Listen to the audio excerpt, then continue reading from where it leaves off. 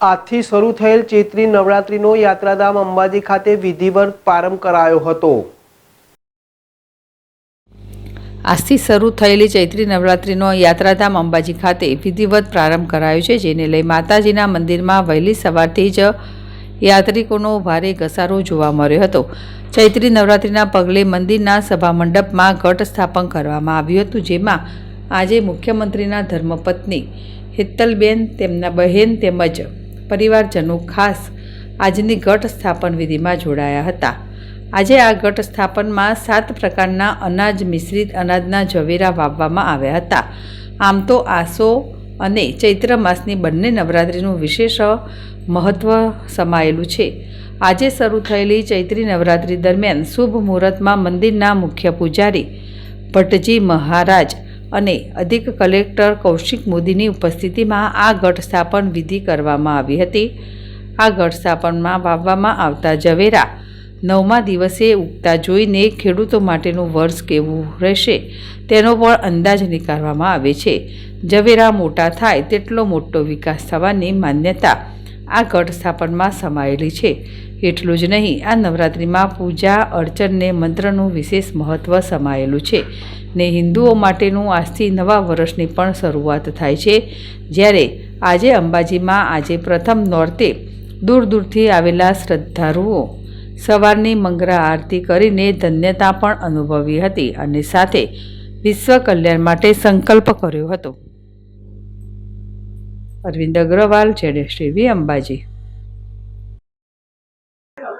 આજે ચૈત્ર સુદ એકમ એટલે ચૈત્રી નવરાત્રિનો પ્રારંભ આસો નવરાત્રિ અને ચૈત્રી નવરાત્રિ બંને અંબાજી મંદિરમાં ભવ્ય રીતે ઉજવવામાં આવે છે।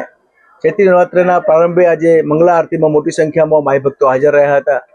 ઘટ સ્થાપન વિધિ પણ પરંપરાગત રીતે શાસ્ત્રોક્ત પદ્ધતિથી ભટ્ટજી મહારાજ અને વિદ્વાન પંડિતોની હાજરીમાં ઘટ સ્થાપન વિધિ પરિપૂર્ણ કરવામાં આવી। ઘટ સ્થાપન પૂજામાં પણ માઈ ભક્તોએ ભાગ લીધો અને આજે માનનીય મુખ્યમંત્રીશ્રીના પરિવારજનો, એમના ધર્મપત્ની વગેરે અહીંયા યોગાનુયોગ આજે હાજર હતા, તો એમને પણ આ પૂજામાં ભાગ લીધો। એ અમારા માટે ગૌરવની વાત છે અને મંદિર દ્વારા સમગ્ર નવરાત્રિ દરમિયાન સુચારુ વ્યવસ્થાનું આયોજન કરવામાં આવ્યું છે। કોઈ પણ માય ભક્તને કોઈ પણ પ્રકારની તકલીફ ન થાય તે પ્રમાણે દર્શન વ્યવસ્થા ગોઠવવામાં આવી છે અને આપ સૌ ભક્તજનો માઈ આ નવરાત્રિ દરમિયાન માના આશીર્વાદ પ્રાપ્ત કરે અને ઉદાત્ત જીવન બનાવે, ઉદાત્ત વિશ્વ કલ્યાણની ભાવના સાથે દર્શન કરે એવી સૌને શુભકામનાઓ। સર્વ દેવી મયન જગત, આખું જગત દેવીમય છે। આ વસંત ઋતુમાં આવતી નવરાત્રિને વાસંતિક નવરાત્રિ જે ચૈત્ર મહિનામાં આવે છે અને બીજી જે મોટી હોય છે એ આસો મહિનામાં આવે છે અને શારદીય નવરાત્રિ કહેવામાં આવે છે। અહીંયા દર 2 વર્ષની અંદર 2 વખતે ઘટ સ્થાપન કરવામાં આવે છે।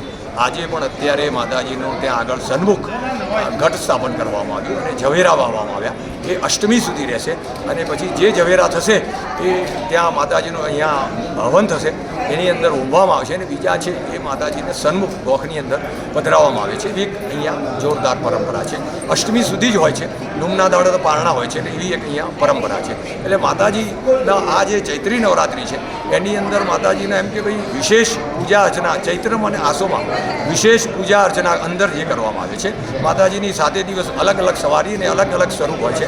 આજે માતાજીના દર્શનનો સમયમાં ફેરફાર હતો, જે સવારે 7થી તે 11:30 સુધી ખુલ્લું રહેશે, પછી સાંજે બપોરે 12:30થી તે 4:30 સુધી ખુલ્લું રહેશે અને સાંજે 7થી તે 9 સુધી માતાજી। ખાસ કરીને આજે મુખ્યમંત્રીશ્રીના ધર્મપત્ની અને બેન